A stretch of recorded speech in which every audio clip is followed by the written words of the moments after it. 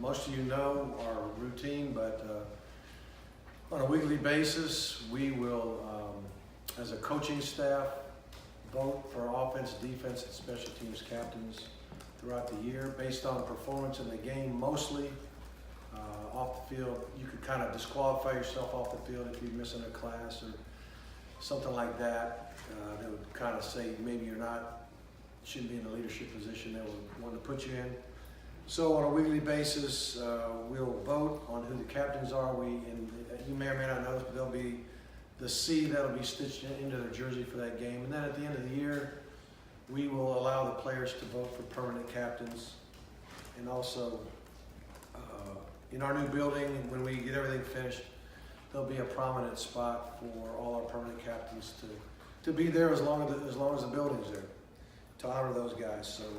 So this week, offensively, we had two, Travis Homer and Jeff Thomas. And then on defense, Gerald Willis.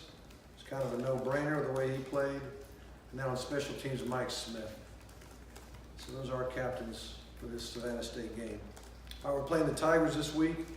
Head coach Eric Rayburn has been there. This is his third season. He spent a lot of time in Division III ball, had a tremendous record. Got an opportunity to coach at Savannah State and took it. 5 of his Tigers from a year ago were all conference, and it was the most since '97, so he's building a good program. Offensively, Bill Reichel is their coordinator. He's been there, this will be his third year, so all the film that we're looking at will be helpful. Whereas on defense, they have a new coordinator. We've got one game to look at, basically. There's some history of Coach Quinn at different spots along the way, but as you watch the film, it doesn't quite match up. A lot of times you want to confirm what he did at this other school with what he's doing now, and it's not quite the same. So we're going to base most of our decisions off of what they're doing this year, the best we can, and we will study as a coaching staff what he's done in the past. In case we see that, we'll be able to adapt pretty quickly. So we'll still work on a little bit of what he's done in the past, but mostly on what's happening this year. So that's what we'll do there. Offensively, quarterback Devon Gibbons led the team last year with passing over 1,300 yards, ran for close to 500, threw for 5 TDs. I think he rushed for 6 touchdowns, so he's been their total offense leader. Offensive line returns everybody from a year ago. Jalen McLeod was their leading rusher against UAB. He had 43 yards last year. He had almost 400. Their returning wideout is Jermichael Baldwin. Baldwin is also their punt and kick return man. As a punt returner, he was over 13 yards of return, and if I'm not mistaken, he was 4th in the nation in the punt return stage, or in the battle for that. Their tight end, Paris Baker, had 7 catches for 200 yards last year. He's their lead returning tight end. On defense, they did force 25 turnovers last year, very high mark. We had 31. It was one of the best in America. So they got a defensive end. They got a couple of them actually pretty good. Banks, he had 71 tackles, 10 sacks, 18 tackles for loss. He was all conference. I think he was first team all conference. And then fellow senior defensive end, Brandon Carswell had 34 tackles, 9 tackles for loss. On a special teams note, not necessarily Savannah State, but if history repeats itself, they will hit, I guess, the 26th field goal in a row if they attempt one. No one has missed a field goal on us in 25 attempts, I think. So that might be an NCAA record. Y'all need to check that out.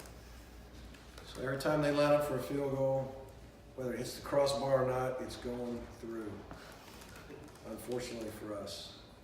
They do have a senior linebacker named Bennett, 59 tackles, 7 tackles for loss, 3 fumble recoveries, 2 picks, very active linebacker. And then their DB Rutledge led the team with 81 tackles and had 2 interceptions last year, 9 pass breakups. Giovanni Lugo, their kicker, made 8 of 14 last year, made all but 1 PAT last year, and had a long kick of 43. He's also doing a little bit of punting. We got Lugo averaging 40 yards a kick, and then Chandler averaging 37 a kick. And as I mentioned before, Baldwin returns kicks, 22 yards an average, and punts 13.5 yards on punt returns, which again was 4th in the nation. He did have a touchdown as a kick returner last year. So 6 o'clock kick, playing in Hard Rock for the first time this year. Looking forward to seeing our students and seeing our band and seeing our fans and seeing the City of Miami come and support us. The guys are excited about that. I know their family and friends will be there as well. So looking forward to playing at home for the first time this year and hopefully getting a victory. So with that, we'll open it up. Only because you brought it up, it is it's a silly stat. Yeah. It's 57 straight kicks when you count PATs. So it is. I'm glad somebody checked. So 57 straight kicks. Going back to the Duke game in 16. They have made them all. That's incredible. I mean, it's just the odds of that probably are very good. But it's got to be leading the nation in that category. So anyway. Hey Mark, what did you take out of the film study when you? Of our game? Yeah. Well, a lot. We'll start with special teams. Got them backed up, 5-yard line punting out. Plenty of time to put a drive together. I think we still had a couple timeouts, maybe all of our timeouts in the first half. And then we get the running into the kicker, which we didn't hit the kicker, but if you don't allow him to land if he jumps and he's going to land in that spot, if our body's underneath him, whether we touch him or not, it's considered a foul. That's what they told us. So that didn't help. And then, you got Rousseau, just young. He's 6'8", whatever he is, and we want a big tall guy there. We had Garvin there last year. I think we had Langham, our big tall guys to go to the shield.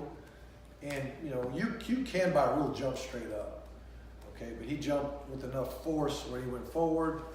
He got blocked. He landed on, I don't think he landed on his head, but he could have landed on his head. And it's a safety rule, and I think it was called correctly. But unfortunately, it gives him a first down.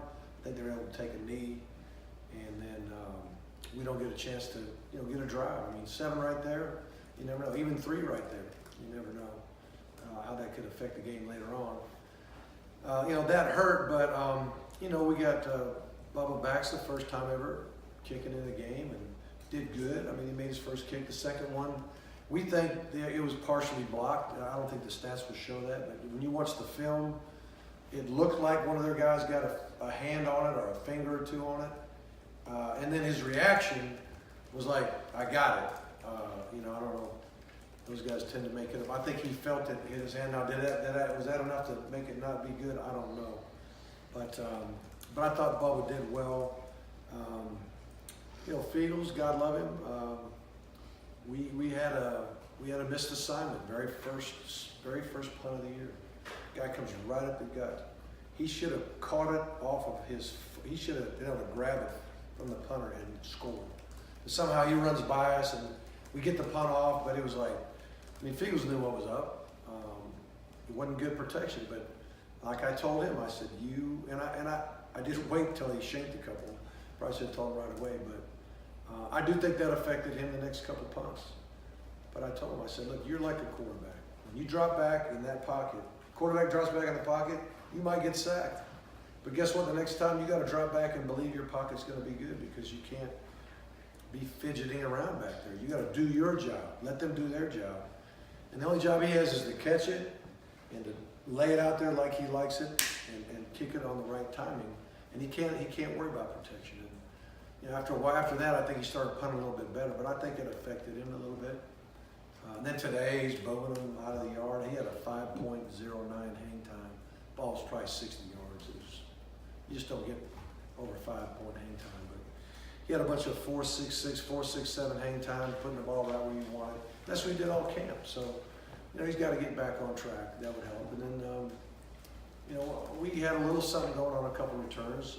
The best thing I liked about our kick return was how Jeff Thomas just hit it in there. You got to run through there with a lot of bravery, and because you never know when that thing will pop. So, and we actually we had that fair catch one time, which we did exactly the way we coached it, and got the ball in 25 one time. So that's what I remember on special. As far as defense, I think the most disappointing thing was having opportunities for the turnovers and, ball on the ground and we don't get on it. Now, that was the same play they called Trajan for the hit that put him out of the game. But the ball's coming out, ball's on the ground. We had two guys right there. They're bending over to grab it instead of being the first one on the ground. We just teach that. It's unbelievable how hard we teach that. Two guys. And then some other guy, 3 yards away at least, he comes in and decides to go get on it, and they recover it. So it's disappointing we didn't recover that. And then, we had a ball that hit our hands that could have been a pick. I don't know about a pick six, but it could have been a pick. But that one would have got called back too because we had a late hit on the quarterback, and that was a good call. I don't really understand the one on Trajan, to be honest with you. To me, if a receiver's going for a ball, obviously there's certain things that makes him defenseless. If he catches a ball and becomes a runner, the way I know it is if a guy becomes a runner, he's not a defenseless player anymore. And so anyway, and Trajan really just face up, just tackling. He didn't dive and torpedo the guy or anything, but I don't want that to affect him and the rest of the guys the rest of the year. I don't want Trajan to stop tackling people aggressively. We can't have that. So we're getting our answers to some questions on that. Offensively, as far as a coaching error, in my opinion, we had too much run game where the quarterback could pull or not, a lot of zone read, and because of it, Malik ends up with 16 carries, and I want the ball in our backs' hands more than we had. Now, towards the end of the game, when you got to just throw, that's another reason. But I don't want him having 16 carries for two reasons. One, some of them were sacks, and two, I don't want him pulling the ball that much. We're still going to run. We're going to run zone read. We're going to run QB draw. We're going to do the things we do, but I think I put too much of the plan where if this guy does this, he could pull. If he does that, he could hand it. And because of it, we probably had the QB running a little bit more than I wanted him to run. Overall, most of the game, the protection was good. Towards the end, when they could tee off, it became tougher to protect, which is what happens. I like the fact that even though we didn't score early, even going into the fourth quarter, we're down by 30. But I've been down by 28. I've been down 4 scores before and come back in the fourth quarter and won a game. So that's happened in my career, and I knew we could do it. So we get 1 score and we kick the extra point, we get another score, kick the extra point, get within 16. Then we get the ball again, and the ball's, inside the 40, I think. Still 5 minutes, 6 minutes, 2 timeouts. We got a chance to score there, go for 2, make it an 8-point ball game. There's still plenty of time to get a stop, and we just couldn't quite finish. But I think we battled. I don't think we quit. It was not a banner performance, either side of the ball, quite frankly, or specials. We had too many penalties, obviously, 11 penalties. And we just mentioned some of them that were killing us, some missed assignments. That's the big 3, penalties, missed assignments, and turnovers. We lost the turnovers, we had lost the penalty battle, and we had, I'm sure both teams had missed assignments, but we had some key ones by veteran players that we were doing the most basic stuff that day one teaching. So, was the moment too big? A couple moments, maybe so. But anyway, like I told the team, the only way to feel better, really, in football is to win, and the only way to win is to prepare the way you need to prepare. And whether we won or lost, we got to go back to work, and that's part of the beauty of football. Is once it's over, win or lose, you got to focus on the next task ahead as a coach and as players, and that's where our focus is. And it's a fast week, so it's a little bit different. There were a couple, I don't know if they were back-to-back plays, but it seemed they were pretty close together in the first quarter. And LSU was down, I think, both starting corners, and I think they were missing one other defensive starter at that point. They all got nicked and they were all out. Yeah. How tough, I mean, the instinct, obviously, then is, okay, you wanna go, up when they have a 2 in there, the instinct is to go at them. How tough is it to We kind of did. adjust? We did. We took a shot and we didn't complete it. We had Armand on the left side on a go ball when Greedy went out, and their number 22, I guess it was. He did a good job. I mean, the art of a deep ball. It's not just the quarterback. It's not just the receiver. It's also the protection. It's protection, and then it's one-on-one, and we have got to do the best we can to move a defender off of his spot. If he's just standing there ready to jam you, and you make your move in the middle of his body, he's just going to stand there and jam you and redirect you and probably give you no grass on the side. The goal is to have some space outside of you. If you're running around that corner, you want some grass for the quarterback to allow him to throw a little bit wider than the defender. Now, sometimes a receiver just beats him deep and you just throw it down the field and we're good. But more times than not, it's a battle. You see it all the time. It's just like both guys are chicken fighting down the sideline, and the corner's trying to jam him out of bounds, and the receiver's trying to keep his space for the quarterback to throw it. And we had one to Cager. He caught it on the sideline, perfectly thrown ball, but he gave us no grass. There's nowhere, so he's out of bounds by this much. If he gave us a little more grass, maybe that's a completion. Jeff Thomas runs one, and he gives just enough. Number 7, Hightower, did the best job on his one. There was probably 5 yards outside of him, and we were able to lay it away, and he was able to just easily get away from the defender and catch the ball.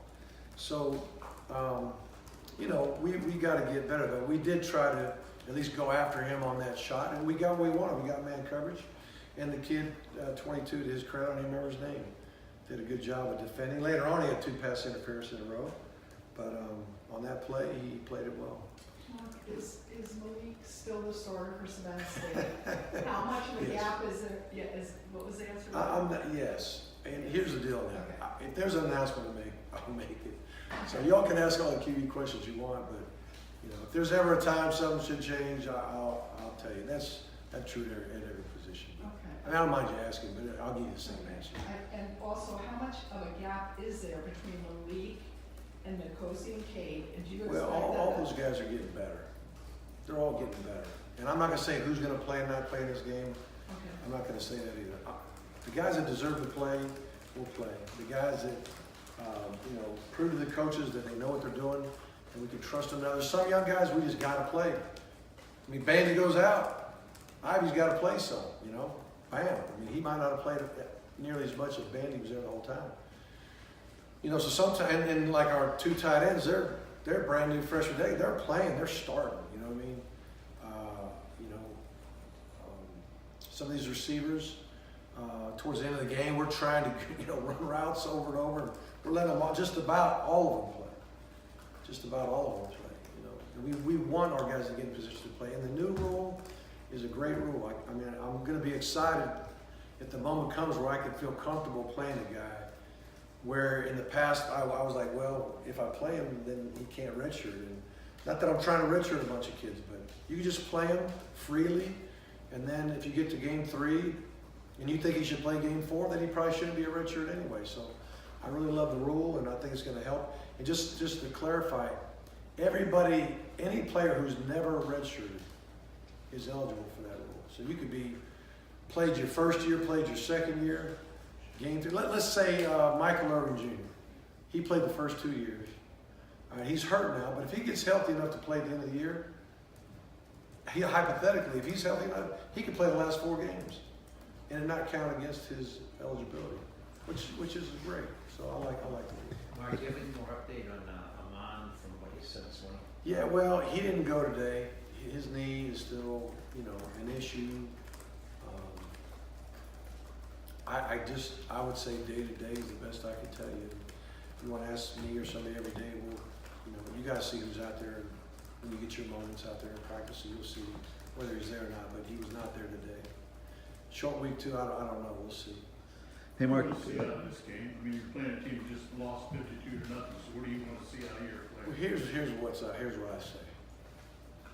Their record's the same as our record, right? We both lost. That's how I say. We got 2 teams trying to win. You know? And all I can tell you is our goal is to get our guys to do the right assignment with energy and attitude and physicality and all that. And that's all they should focus on. What's my job and the way and how am I going to accomplish that job, you know? And you got to know what to do, you got to have the right technique, and you got to add energy to it. And that's, if everybody does that every play, then we'll have success and we'll win a bunch of games. Hey, Mark, Can I ask Yes. a roundabout fact, the last 4 games, if there was a commonality there in what you've seen, he said underprepared. Do you agree with that assessment? And how much of that onus falls on the coaching staff? Well, I don't believe that. I don't know why he said that, to be honest with you. I'm sure coaches can get hard on each other and on themselves and say what they want to say, but I don't agree that we were underprepared by any means. It might have felt like guys maybe were not as mentally ready as they should be, but we prepare our guys well. And, you know, sometimes you play good teams, you know. Sometimes, I mean, those teams we played, you know, the Pitt record was not great, but they had a lot of good athletes and had their day, had their moment. You know, but then, you know, Clemson wasn't bad, and Wisconsin's pretty good, and LSU's not a bad team either. So, but we got to win those games. We know that. We won some big games. You know, the stretch of Virginia Tech and Notre Dame was, you know, the highlight of the season certainly, but we got to be able to rise to that level on a greater, you know, consistent basis. Gerald was just announced as one of the players of the week in the conference. Oh, nice. And I know So you announced the captaincy for this week. I know Yeah, Gerald, that's good news, thank you. Gerald apparently is defensive lineman of the week I think so, yeah. for the ACC. He had 4 tackles for loss or something. He played lights out. I mean, Did you expect that from him? Yeah. How long he's waited? 2 years, you know, and you know, we have a hard time blocking him every day. He's just one of those guys that it's hard to block, quick, fast, strong, and you know he's relentless. And I'll say it 1,000 times how proud I am of Gerald for you know how he's handled everything since the day he got here, and the learning that has taken place, and the growth as a man has taken place. I'm really happy for G. He's going to make a great pro, and he's going to make a great husband and father too. I'm really proud of him. Hey, Mark, you obviously look at everything under a... I'll get you next. Oh, okay, no problem. No, you're good. So you look at everything under a magnifying glass, and you know what the outside world's like. So like, how did you evaluate Malik's play in the game when you broke down every play? Well, I know what we're telling him. I know what we're teaching him. I know what he's seeing or what he's dealing with on any particular play. So, you know, the common fan doesn't really know what we're asking to do on this player or that player. Why did he do this or why did he do that? Or, you know, they just look at the numbers and, you know, did he complete so many or did he not? Or did he throw an interception or did he not?